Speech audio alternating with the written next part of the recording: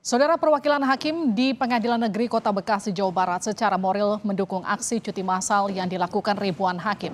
Sebelumnya ribuan hakim direncanakan akan cuti massal pada 7 Oktober hingga 10 Oktober pekan depan dan akan melakukan audiensi dengan MA.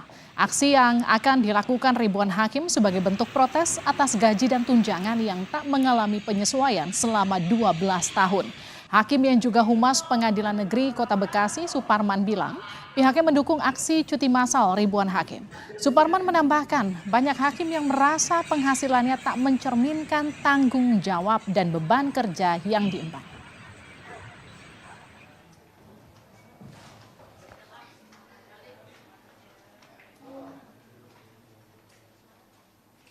Rivaldi yang sebelah situ ya, Eko, kemudian berikutnya Hadi. Ini untuk apa Eko? Iya, saya juga dengar gitu ya. Cuman secara moral kita dukung lah ya. Kita dukung, cuman dalam artian jangan sampai merugikan para pencari keadilan gitu ya. Sementara ini kok belum ada ini ya. Insya Allah kita support, cuman kalau turun ke jalan kita belum ada rencana. Kalau dari gaji sih memang dari tahun berapa ya, 2011 sampai sekarang belum ada kenaikan itu. Jadi untuk gaji dari hakim gitu ya. Khusus hakim Pak ya, bukan staf yang lain gitu-gitu ya. Khusus hakim tuh 11 tahun kita nggak pernah naik memang. Itu fakta ya. Ya mungkin ada perhatian juga sih dari pemerintah terhadap kesejahteraan hakim tentunya. Terkait protes kesejahteraan ribuan hakim, MA mengaku siap menerima audiensi para hakim. MA mengaku dalam audiensi menurut rencana melibatkan kementerian dan lembaga terkait.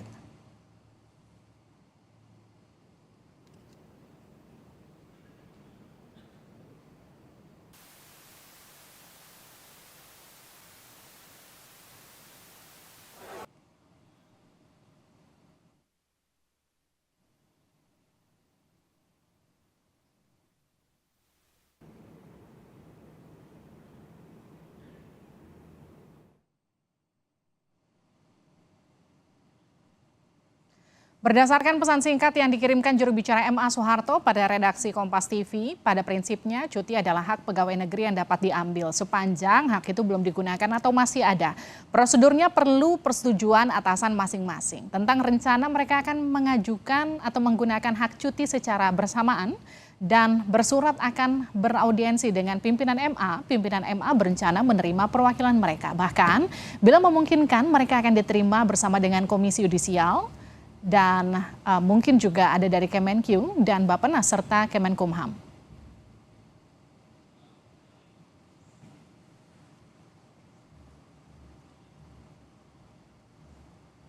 Sementara itu anggota DPR fraksi Partai Gerindra Habibur Rahman bilang pihaknya akan berkomunikasi dengan Aliansi Gerakan Solidaritas Hakim Indonesia. Terkait desakan para hakim soal kesejahteraan, Habibur Rahman membenarkan jika kesejahteraan hakim masih memprihatinkan. Habibur Rahman menambahkan pemerintahan Prabowo Gibran akan meningkatkan kesejahteraan hakim sesuai dengan janji kampanye.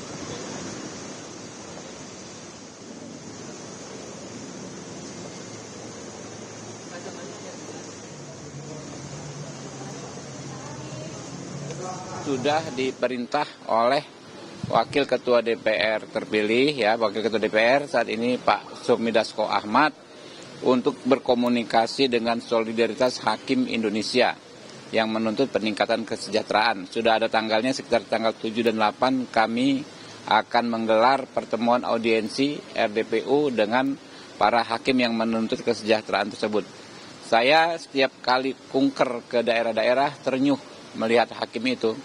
Mereka banyak yang tinggal di rumah-rumah kos dengan hidup yang prihatin. Bahkan ada beberapa yang meninggal dunia karena kesehatannya tidak terjaga di rumah-rumah kos tersebut. Kami berkomitmen ya untuk meningkatkan kesejahteraan hakim. Itu juga kan ada di visi misinya Pak Prabowo ya. Kami akan mengundang mereka untuk sama-sama mencari solusi. Nah itu dia, kami pengen minta hitung-hitungannya secara detail. Karena selama rapat kerja beberapa tahun dengan Mahkamah Agung, setahu saya tidak pernah ada usulan yang detail soal peningkatan gaji dan tunjangan ini. Karena itu kami perlu mendengar langsung dari yang namanya Solidaritas Hakim Indonesia ini kan grassroots-nya hakim-hakim muda. Perwakilan Solidaritas Hakim Indonesia bilang setidaknya ada 741 hakim yang akan ikut cuti bersama. Perwakilan Solidaritas Hakim Indonesia menambahkan sudah ada 1.611 hakim yang bergabung dengan gerakan ini.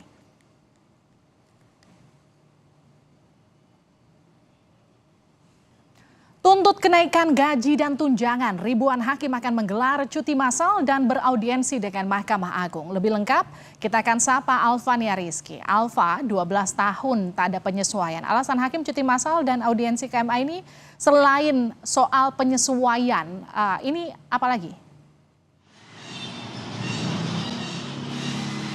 Tentu saja tuntutan utama mereka adalah penyesuaian gaji dan tunjangan kepada pemerintah. Terkait dengan usulan mereka atau tuntutan mereka ini sudah 12 tahun mereka memperjuangkan terkait dengan gaji dan juga tunjangan yang dianggap tidak sesuai dengan kinerja yang mereka sudah lakukan.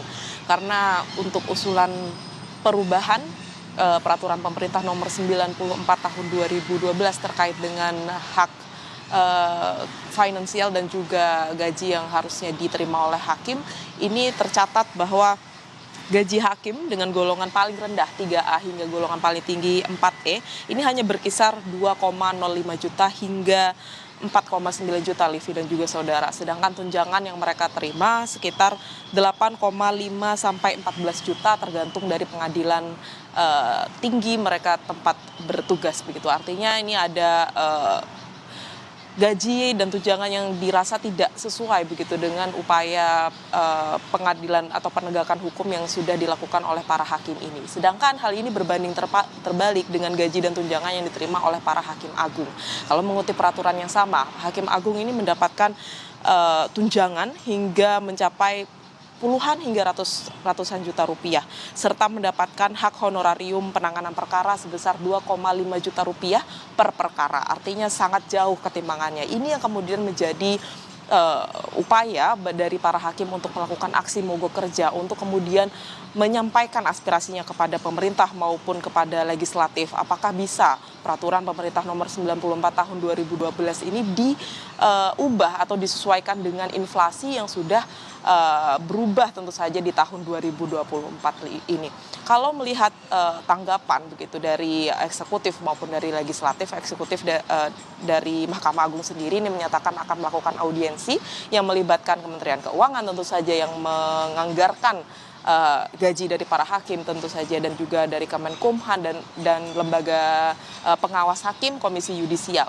Serta kalau dari legislatif sendiri seperti yang sudah disebutkan sebelumnya bahwa akan juga ada rapat dengar pendapat umum dengan Solidaritas Hakim Indonesia untuk mendengarkan seperti apa sebenarnya kondisi real di lapangan terkait dengan gaji dan tunjangan yang diterima oleh para hakim ini. Karena tentu saja yang menjadi perhatian adalah jangan sampai gaji dan tunjangan yang tidak sesuai ini akan menimbulkan potensi-potensi pelanggaran etik yang dilakukan oleh para hakim atas nama untuk mendapatkan keuntungan pribadi begitu, seperti yang sudah terjadi di beberapa daerah terkait dengan pelanggaran etik. Semangatnya adalah tentu saja untuk kemudian bisa menyelaraskan begitu penegakan keadilan yang dilakukan oleh para hakim juga dengan gaji dan tunjangan yang diterima oleh mereka. Ini kemudian menjadi semangat para hakim yang tergabung dalam Solidaritas Hakim Indonesia untuk kemudian menyampaikan aspirasinya. Setidaknya tercatat tadi sudah ada 1.600-an